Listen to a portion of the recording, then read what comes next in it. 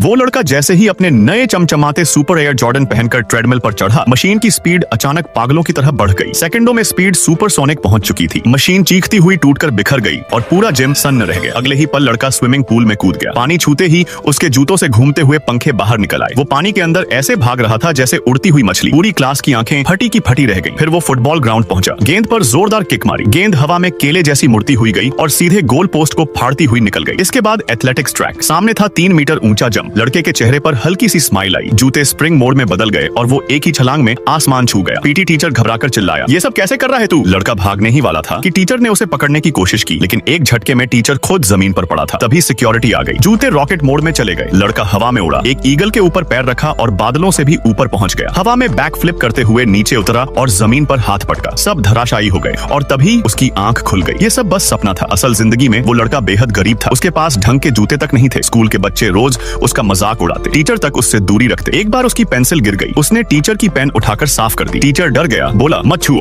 नीचे रख दो, और रुमाल में लपेटकर पेन उठा ली। लड़का बस हल्की सी मुस्कान देकर चुप रह गया। पीई क्लास में जब उसके पास जूते नहीं थे तो उसे मैदान से बाहर बैठा दिया गया। रात को उसने सब अपने पापा को बताया। पापा बिना कुछ कहे कचरे के मैदान में चले गए। वहाँ से फटे पुराने सफेद जूते मिले। घर आकर उन्होंने उन्हें सिल दिया। डिनर में हरी सब्जी थी और आधा सड़ा सेब। दीवार के छेद से कॉकरोच निकलते। बेटा हाथ से मारता, पापा पैरों से कूदते। यही था उनका खेल। अगले दिन मॉल में लड़के को एक छोटा सा टॉय डॉग पसंद आ गया। पैसे नहीं थे। लड़का चुपके से उठाकर भागने लगा, लेकिन पापा ने रोक लिया। प्यार से बोले, मैं तुझे एक खिलौना जरूर दूंगा। फिर वो दोबारा उसी कचरे के मैदान में गए। तभी आसमान में कुछ चमका। एक उड़न तश्तरी धीरे धीरे ऊपर उठ रही थी। जमीन पर पड़ी थी एक चमकती हरी गेंद। पापा ने वो उठाई और बेटे को दे दी। किसी को नहीं पता था वो कोई साधारण गेंद नहीं थी। वो था एक एलियन पप्पी, मैजिक पावर वाला। और उसी पप्पी ने बनाए वो सुपर स्नीकर्स जिन्होंने लड़के का सपना हकीकत में बदल दिया। अब बताओ, अगर तुम्हारे पास ऐसे जादुई जूते होते तो तुम सबसे पहले क्या करते? कमेंट में जरूर बताना।